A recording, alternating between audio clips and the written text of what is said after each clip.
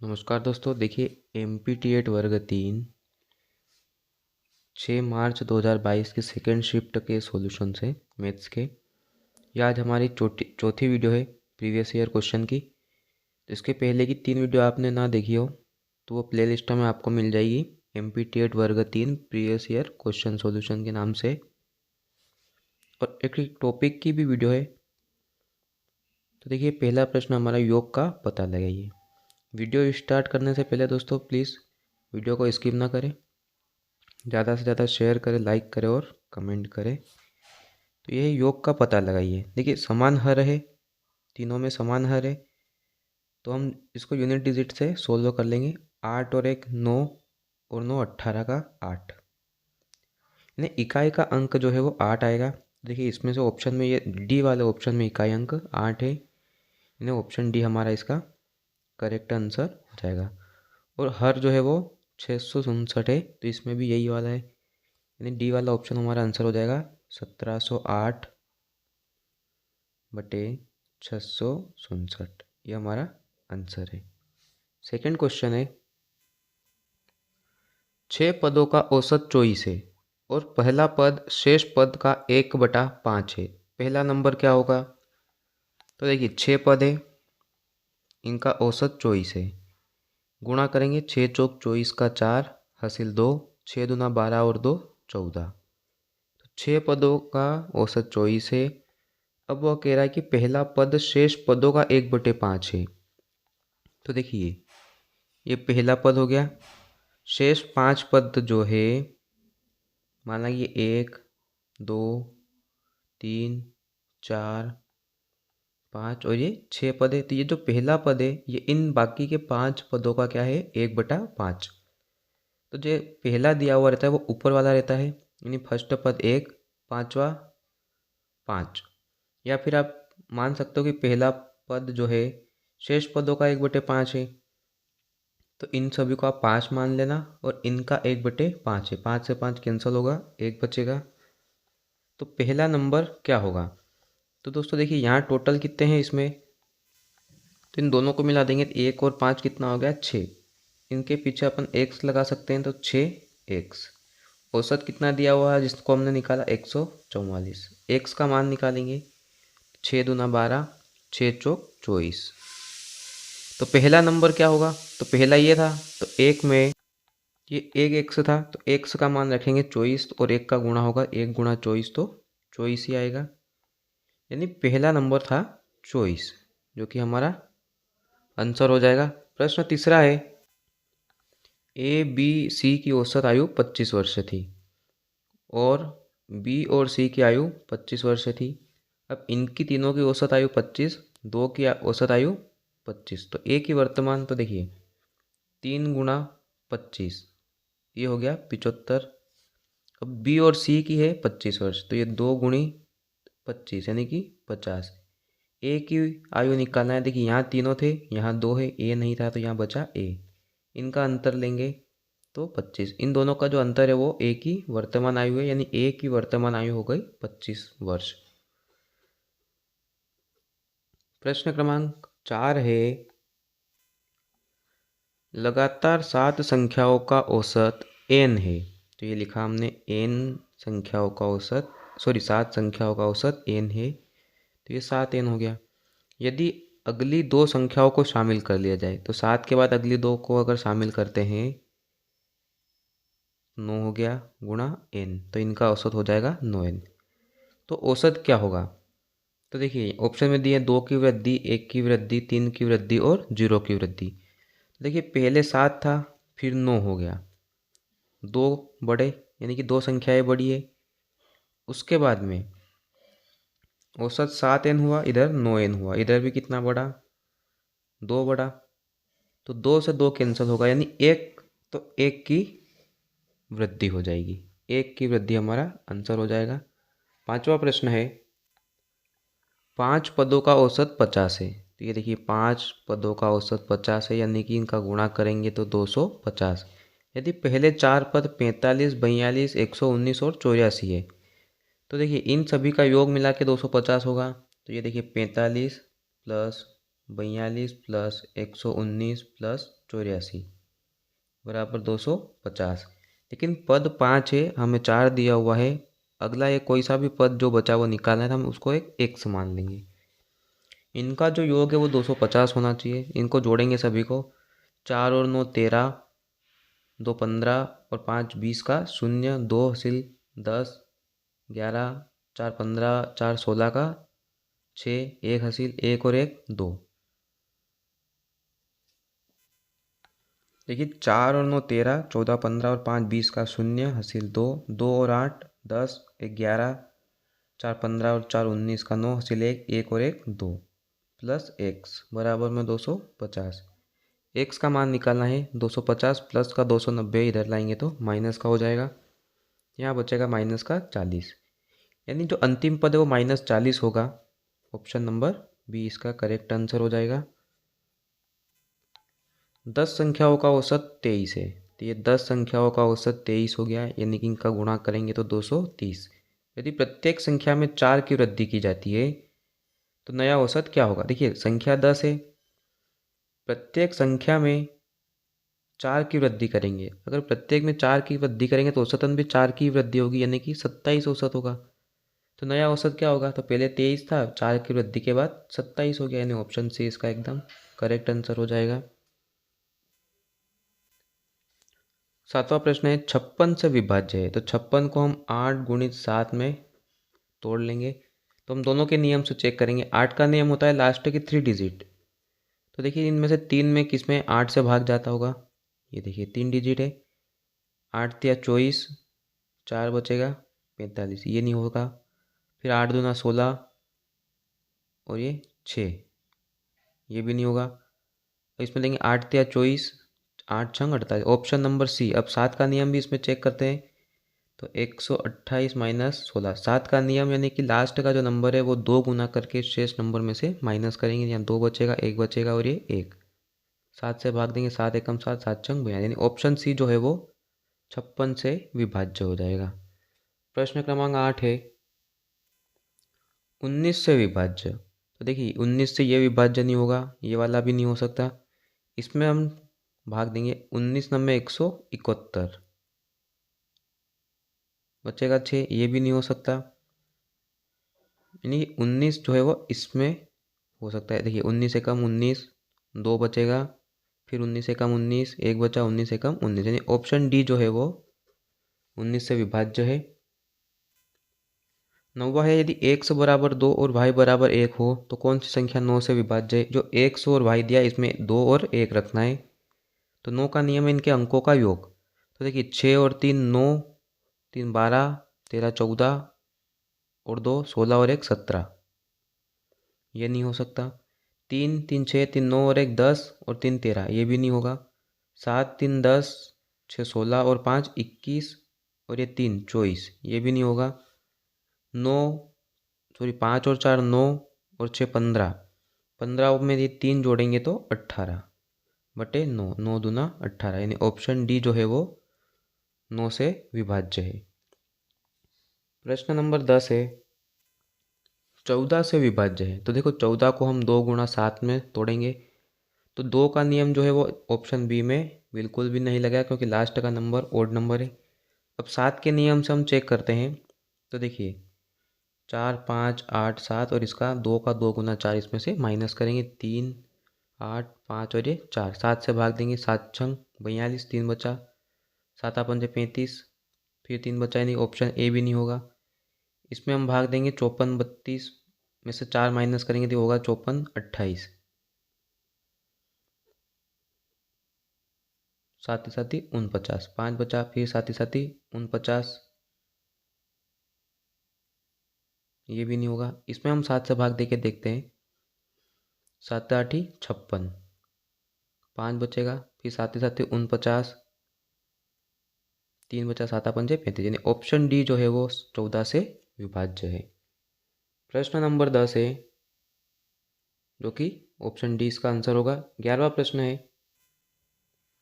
कि 5 और 3 से विभाज्य है। तो देखिए 5 में जो नियम लगता है वो लास्ट का नंबर 5 होता है, तो ये इसमें सभी है। अब 3 से चेक करेंगे अंकों का योग निकाल के। 7 और 6 13, 13 और 8 21, 21 और 7 28 और 5 33, यानी कि ये 3 से विभाज्य है। एक में और चेक करते हैं।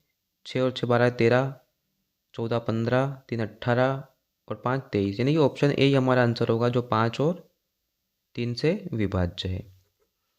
नेक्स्ट क्वेश्चन है, निम्न में से कौन सा अर्थपूर्ण नहीं है, यानी ये रोमन अंक दिए हुए हैं। तो देखिए ये 5 है और ये 10, यानी कि पहले 5 और 10 ऐसा तो कोई लिखा था नहीं है, यानी ऑप्शन ए जो है वो अर्थपूर्ण नहीं है। बी वाला जो है वो 10 और 5 यानी कि 15 है। सी वाला 10 10 20 और 5 25 है। ये 10 20 30 और 5 35, यानी कि ए वाला जो है वो कोई अर्थपूर्ण नहीं है।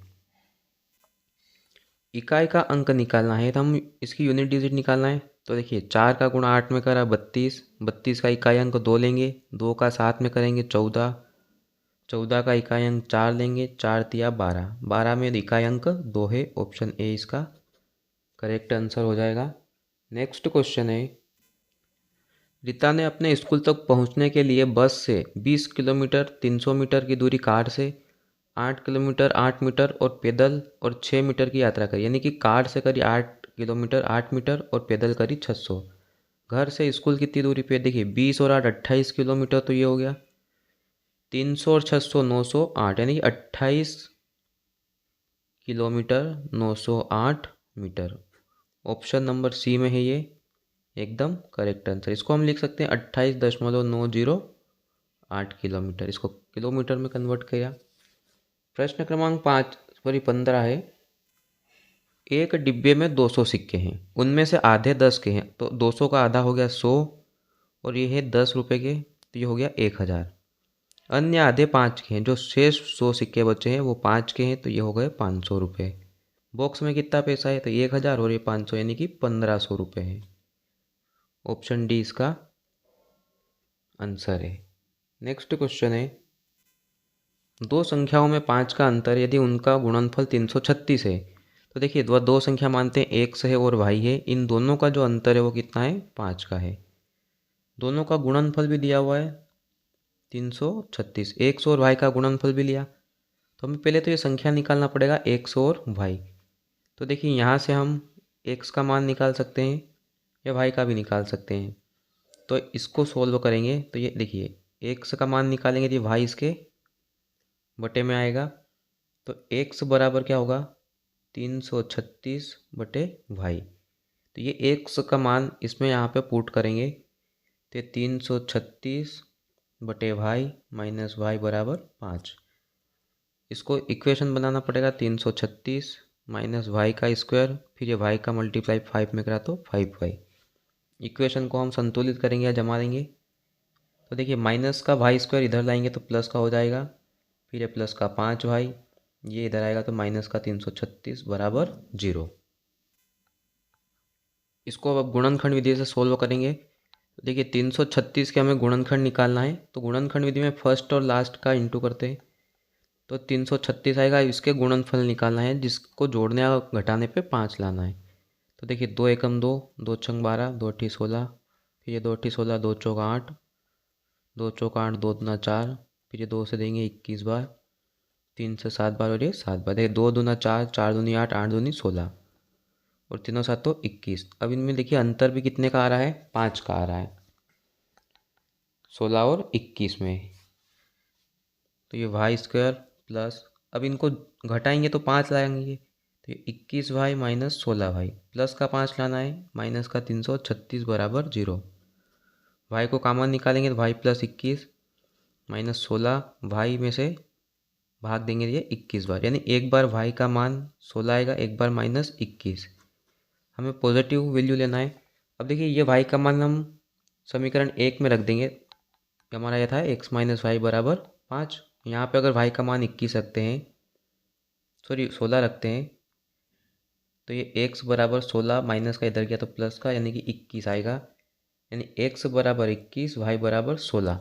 अब इन दोनों का योग निकालना है, 1 और 6 7, 2 और 1 3, यानी कि 37 हमारा क्या आएगा, आंसर आएगा। ये x का मान 21 y का 16। इसी क्वेश्चन को शॉर्टकट तरीके से भी कर सकते हैं। माना कि गुणनफल है इसका 336, इसके गुणनखंड निकाले थे, तो देखिए 2 गुणित 2 गुणित 2 गुणित 2 फिर 3 गुणित 7। तो ये 2 दूना 4 दूनी 8 दूनी 16 आ गया, तीनों सातों 21। इसमें अंतर देख लेना है, 5 का अंतर है, इन दोनों को भी जोड़ देंगे तो 37 आएगा, यानी कि 37 हमारा इसका करेक्ट आंसर है। 17 नंबर का क्वेश्चन है, अंजू और संध्या की वर्तमान आयु का अनुपात 13:17 है। 4 वर्ष पहले उनकी आयु का अनुपात 11:15 था। 6 वर्ष बाद की आयु क्या होगी? तो देखिए, अभी जो वर्तमान आयु का अनुपात दिया हुआ है वो है 13:17। ये ए से अंजू, ए से संध्या। 4 वर्ष पहले, ये माइनस में 4 लिख दिया हमने, ये अंजू और ये संध्या। 4 वर्ष पहले आयु का अनुपात था 11:15।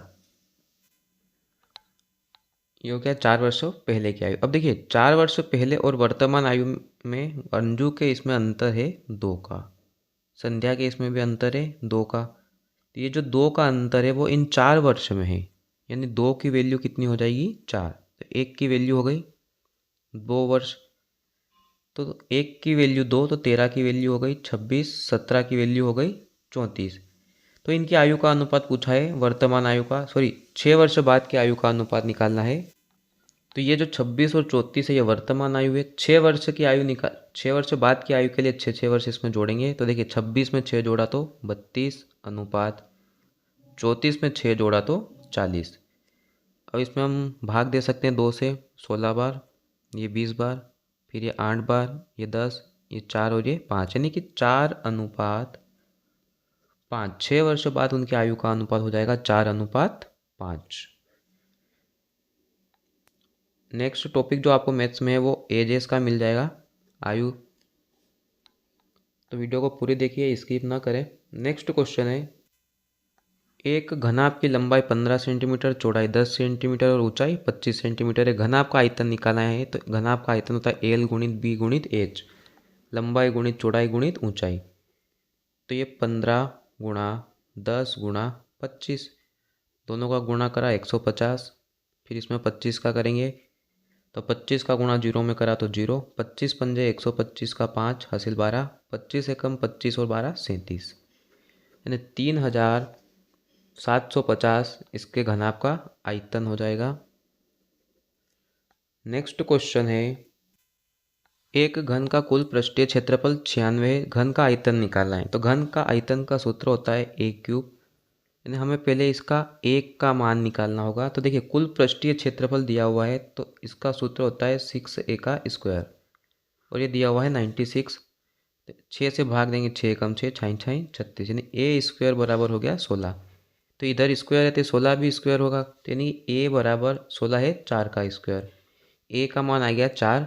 अब इसमें हम रखेंगे तो 4 का घन करेंगे तो 4 चौक 16, 16 चौक 64, यानी इसका जो आयतन होगा वो होगा 64 घन सेंटीमीटर। नेक्स्ट क्वेश्चन है, एक वर्ग का क्षेत्रफल x है। तो वर्ग के क्षेत्रफल का सूत्र होता है भुजा का वर्ग, यानी कि ये दिया हुआ है x। इसकी भुजाओं को 2 गुना कर दिया जाए। मानो कि भुजा a थी तो अब 2a कर दिया, तो इसको 2 गुना कर दिया जाए। तो देखिए, यहाँ होगा 4a का स्क्वायर, यानी इधर 4 गुना हुआ तो इधर भी कितने गुना होगा? 4 गुना होगा। तो नया क्षेत्रफल क्या होगा? तो 4x हो जाएगा। एक वर्ग की भुजाएं 2 गुनी कर दी जाए। माने पहला a थी, अब 2a हो गई। इसके क्षेत्रफल में कितने प्रतिशत की वृद्धि होगी? तो इसको निकालने के लिए माना कि a बराबर पहले 2 थी, अब 2 गुनी हो गई यानी 4 हो गई।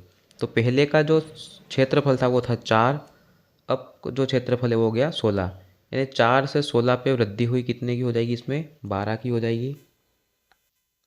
4 से 16 पे 12 की वृद्धि होगी। ये 12 की वृद्धि 4 से हुई है 4 बटे में गुणा 100, प्रतिशत निकालना है। 4 या 12, 3 का गुणा 100 में तो 300%। तो ये थी हमारी आज की 6 मार्च 2022 में सेकेंड शिफ्ट के सॉल्यूशंस थे। मिलते हैं कल नेक्स्ट वीडियो के साथ। धन्यवाद।